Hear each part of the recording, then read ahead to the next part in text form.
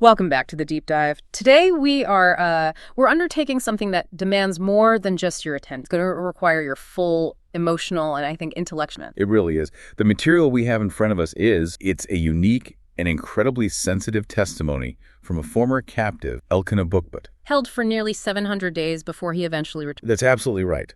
And the sources we've collected, his personal accounts, his reflections, the specific details, they are intensely raw. Yeah. They give us a look into the psychology of survival that is, frankly, unprecedented. Yeah. The strategies he used to just maintain his identity under that kind of duress. And the moral landscape, the choices you have to navigate when you're facing, a life or death ultimatum every single day.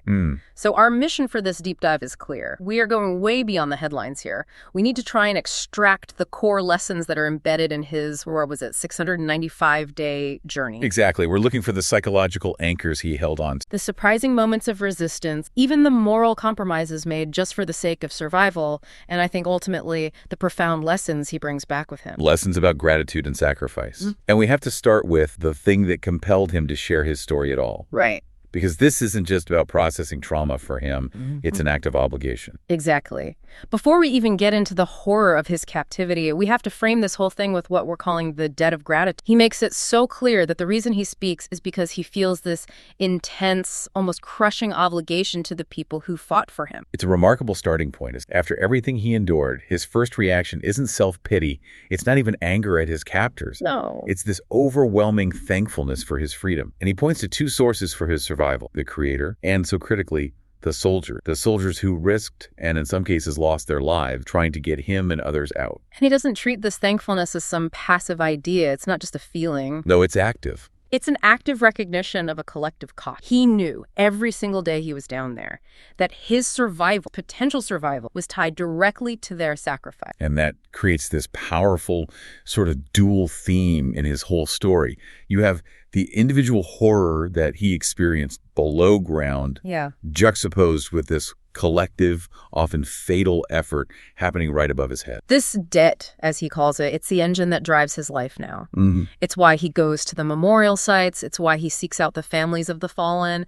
And it's why he's putting himself through the pain of recounting all of this for the public. He sees his testimony as like completing the circuit. Yeah. He survived for them, so now he feels he must speak because of them to make sure their sacrifice is remembered. It really sets the ethical baseline for his entire journey. Everything that comes after, the strategies, the prayers, the defiance, it's all filtered through this lens of, I have to survive to repay this debt. Which, that leads us directly into the brutal reality of what he was actually facing. Yeah. Let's move into the psychological toll of captivity and how his captors systematically tried to strip all of that away from him. The cruelty was so much more sophisticated than just, physical abuse or withholding. Oh, absolutely. It was systematic psychological warfare. Designed specifically to sever his spirit from his nation, from his very identity. And the most profoundly traumatic thing he talks about is being forced repeatedly to watch videos of Israeli soldiers being killed. I just can't imagine. You're being held hostage by the very people committing these murders, and they're using images of your countrymen,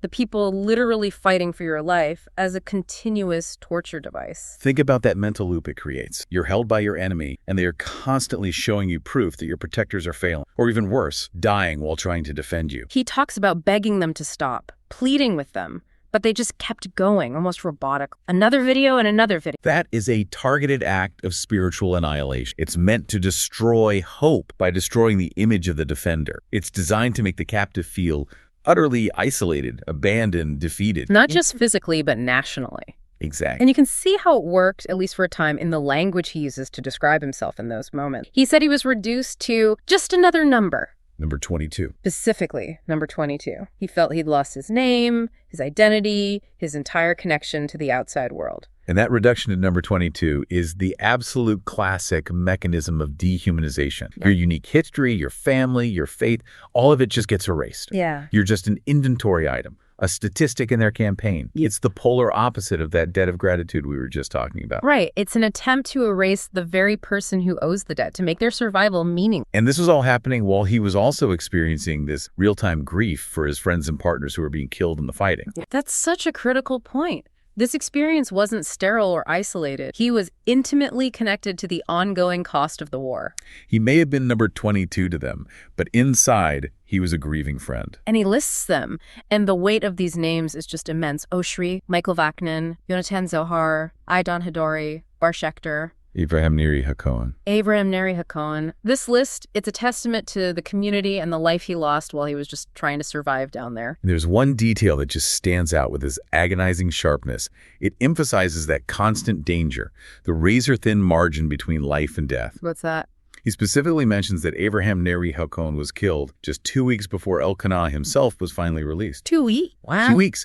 2 weeks away from freedom, and his friend, who was fighting for that very freedom, pays the ultimate price. That proximity just underscores the whole tragedy. The war was literally raging just beyond the walls of his tunnel. It makes survival feel almost arbitrary. It completely shatters the idea that the captives were somehow detached from the conflict. Their physical location was constrained, sure, but their emotional and mental reality was completely linked to the fighting, to the losses, to the sacrifices being made. So facing that constant threat, that continuous grief, and this deliberate psychological assault, how did he maintain his sanity? That's the question. And it leads us perfectly into his strategy of internal spiritual resilience. And these weren't just vague beliefs. His faith became these concrete, physical acts of spiritual anchoring. They were strategic tools for mental survival. The sources detail 2 specific psalms. Let's start with the first, the Psalm of Thanksgiving. Mizmor. Right. He recited this so profoundly on Abraham Hacohen's grave, which is a direct fulfillment of that debt of gratitude talked about, and he kept reciting it throughout his captivity. And Mizmor LaToda is traditionally a psalm of immediate gratitude. The idea is that you acknowledge the good even in the middle of suffering. But for Elkan, this wasn't just some rote prayer. He was thanking the Creator, yes, but he explicitly said he was using it to thank the soldiers. And he was praying that their families would somehow understand the deep gratitude he felt for their sacrifice. It's an outward-focused prayer. It's the exact opposite of the inward collapse the captors. When they tried to make him small and alone, number 22, he chose a prayer that connected him to a massive soldiers, their families, the history of his people. Yeah. And the second song, Shir Lamalat, the Song of Ascent, was used in an even more ritualistic, more strategic way with his fellow captives. This is where you really see the tactical use of faith. So for anyone unfamiliar, Shir Lamalat refers to a group of 15 psalms that are traditionally associated with pilgrims going up to Jerusalem. They are literally songs for the journey. Now, think about their context. When the captors would call them to get food, a terrifying walk, maybe 200 or 300 meters through the tunnels, they would use this walk for spiritual resistance. So instead of walking in silence and dread, they would walk that path reciting the Song of Ascent. And this wasn't just for comfort, it was a rehearsal for freedom. Just think about the physical and symbolic weight of that. They took a path of subservience and terror, and they transformed it into a path of imminent freedom. They literally told themselves, one day we will walk this exact path, saying the Song of Ascents, and go home. And that vision became their reality. That act of mental discipline is just profound. They transformed their environment from a prison into a transitional corridor. It's such a powerful declaration of agency. They were claiming spiritual control over their physical movements, even while they were chained.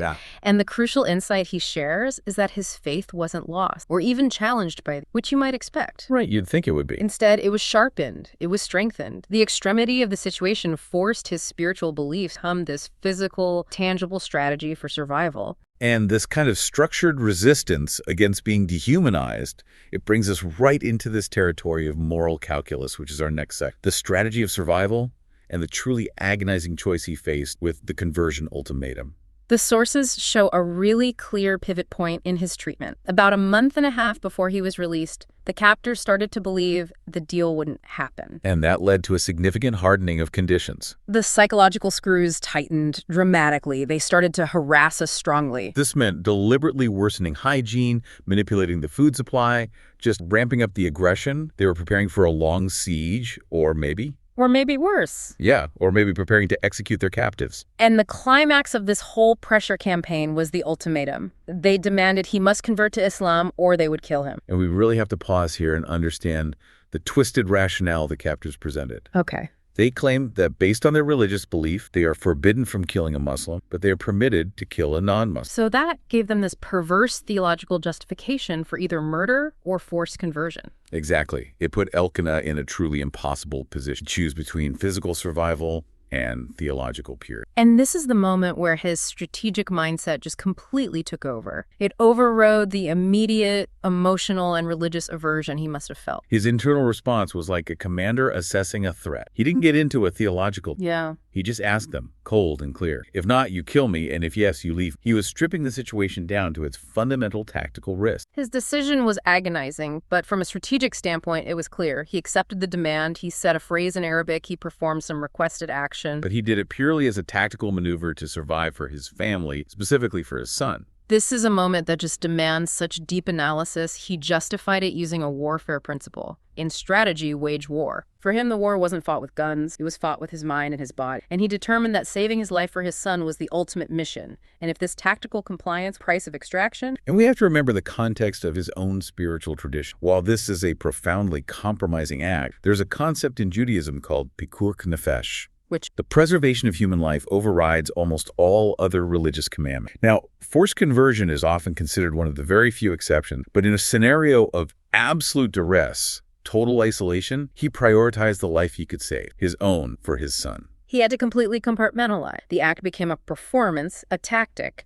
while the core of his identity remained untouched. When he viewed his survival itself as a successful act of resistance, a finger in the eye to the captors, he lived, and by living, he negated their ultimate power over him. Right. They didn't convert him, they just facilitated his extraction. That ability to compartmentalize, to act tactic without letting the action corrupt your internal identity, that is arguably the greatest psychological skill he had.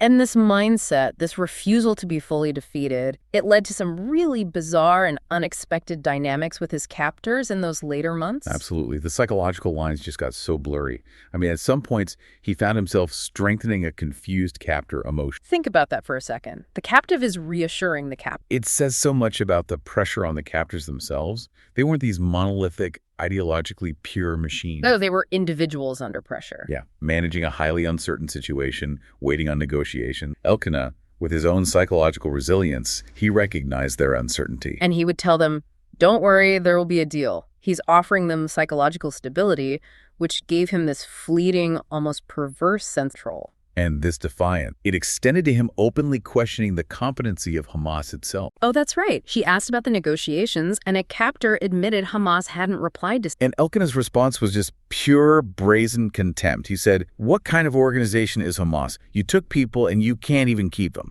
He's criticizing their operational effectiveness to their fate. It's astonishing courage. He maintained his critical faculties to the point of insulting their management, even though his life was completely in their hands. It just underscores his whole strategy. Never fully surrender the mind, even when the body has to comply. And that mental resilience was tested constantly, not just by ultimatums, but by deprivation, by the weaponization of the most basic human need. Which brings us to the horrifying victory meal. This happened on day 695. This anecdote is just a perfect illustration of how they could transform a basic act of sustenance food into a vehicle for the ultimate psychological. He says he was given a rare and delicious meal, tray of rice, chicken or turkey leg. After almost 2 years of, minimal and poor food, this was an intense moment of sensory relief, a small... So after he eats it, he returns the tray, and again he tries to engage the captor, maybe trying to find some common ground or secure better treatment in the future. Right. He asks what the food was, and he offers this calculated compliment. He says, you see, these are things that bring honor to Islam. And the captor's reply was just a devastating psychological strike. He said, with this chilling clarity, you know why you got this? Because today we are celebrating the victory over you. The victory they were celebrating was the death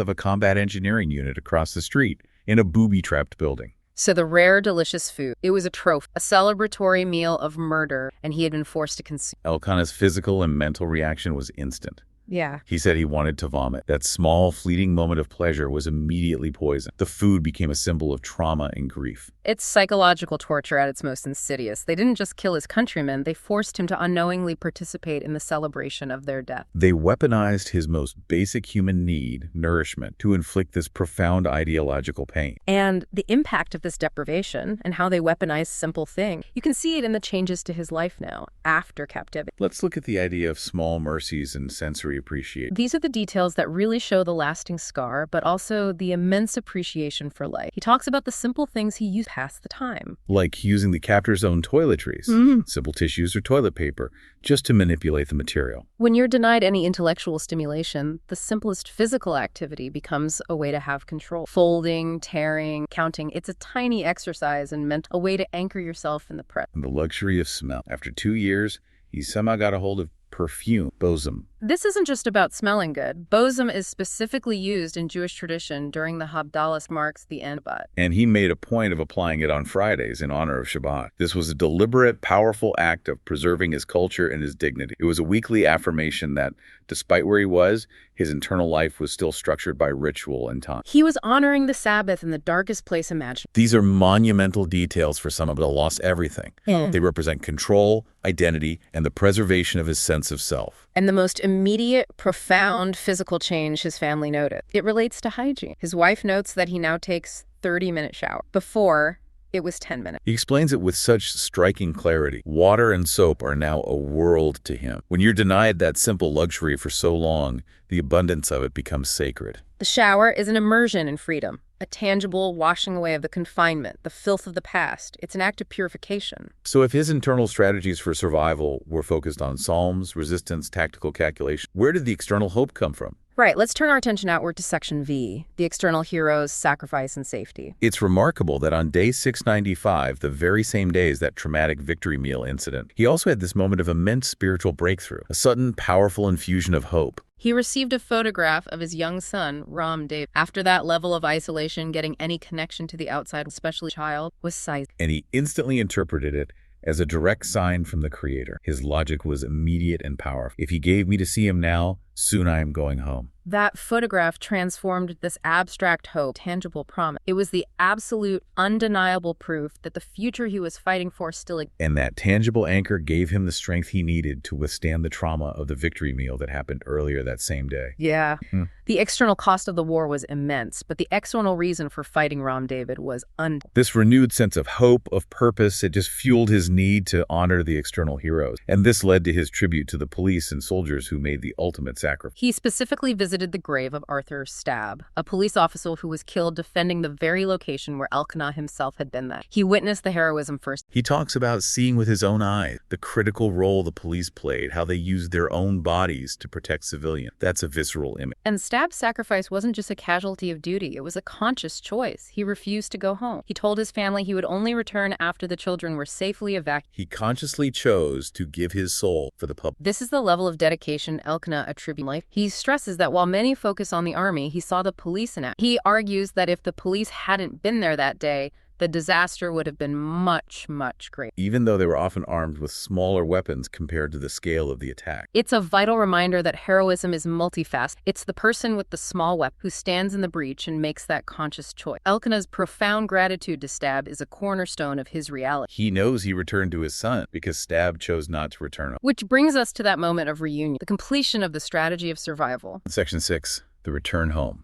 After enduring all of that horror, the strategy, the prayers, the ultimatums, Elkana reveals his deepest personal fear upon returning was the simplest, most human anxiety you can imagine. It wasn't about his physical recovery or even the trauma. His deepest fear was that his young son, Ram David, wouldn't run to him. Or would have forgotten him. Yeah, after such a long, inexplicable that fear of permanent damage to the relationship, of being erased from a child's memory, that is a profound vulnerability. It's the ultimate domestic fear after surviving a war. So the immediate emotional relief was just seismic. His son's first words were the simple, beautiful acknowledgement, "I miss you." And that one phrase just validated everything he had done to survive. It proved the mission surviving for his son had been successful. And then the immediate innocent response of a child just pulled Elkana back from the psychological abyss of his trauma. Ram David immediately distracted him. Abba, come see how we play. He showed him his new robot and asked him to play. It's an insistence on normalcy, on the present moment. The child's innocence acted as an immediate emotional rest, forcing Elkana to reconnect with the simple, beautiful reality waiting. Which is so much better than letting him linger in the shadows of the past. This innocence and longing, it manifested itself physically in the daddy box, which is maybe the most emotionally resonant detail in the entire text. This box was a physical manifestation of his family's hope. His wife helped their son fill it with things he wanted his father to see when he came back. Artifacts facts of his absence. And while it had drawings and a flag, the most moving item, without a doubt,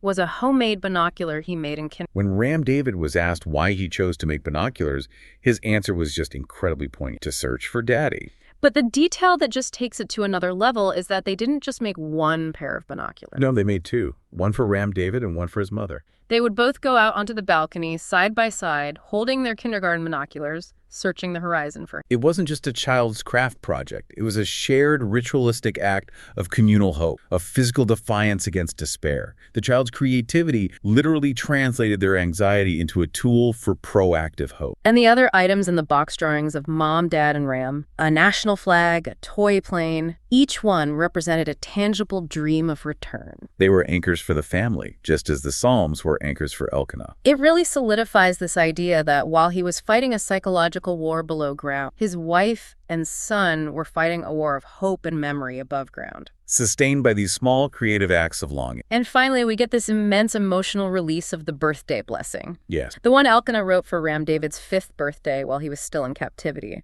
This is a moment where the full weight of a father's love and the strategic need for emotional protection just converge. He reads it directly, and the phrases are so protective, so powerful. He wishes him health and strength, but he also gives him this crucial directive: always look after Mommy. He assigns his young son the role of protector of the family in his absence. It empowers the son and ensures the mother is cared for. He uses this powerful imagery to connect Ram David to the light he so desperately needed, calling him his sun in winter and his light in the dark. Which mirrors that feeling he described when he got the photo. Ram David truly was his anchor to the light, his sign from the Creator. And he finishes the blessing with a clear promise of recovery. He assures his son that this trauma is temporary and recoverable. I promise you we will make up for everything. This is just a slight injury to the wing. Soon we will reunite and laugh about it. That phrase, a slight injury to the wing, it's a remarkable piece of psychological framing. He's minimizing the trauma for his son's future stability. He's making sure the child understands that they will soar, that this experience will be a footnote, not the definition of their future. It's just a profound testament to the protective power of a parent's love, transcending physical confinement to ensure the emotional health of the child waiting at home. So as we move into our conclusion, we look at the lasting hopes that define his transition back into life. Elkanah's greatest hope, which he articulated while standing in a memorial plot, it connects right back to his initial debt of gratitude. He hopes that the location they're standing in remains a monument and doesn't become another grave plot. It's a plea for finality, for peace. He says, we have been through enough. We don't deserve too much more. The sacrifice already made should be sufficient. He wishes for the chain of suffering to stop with those who have already fallen. And we see the ultimate expression of that desire for growth and normalcy in his son's dream. A drawing by Ram David showed a wish for a younger sibling. A baby brother or sister. After 695 days of stagnation, darkness, and terror, the child dreams of expansion, of growth, of life continuing. It's the ultimate message of hope and continuation. It signals the family's intention to move forward and rebuild. So what's the ultimate takeaway from all this? I mean, the entirety of Elkana Bukhbut's testimony is a masterclass in maintaining human dignity and agency under conditions specifically designed to crush both. He constantly sought to control the one thing they could: his internal response, his focus on his son, and his gratitude for the outside. He realized agency wasn't about escape. It was about defining his own reality, whether through psalms or through tactical compliance. And what's truly fascinating is the realization he reached, that whether he was strengthening a fellow captive with a psalm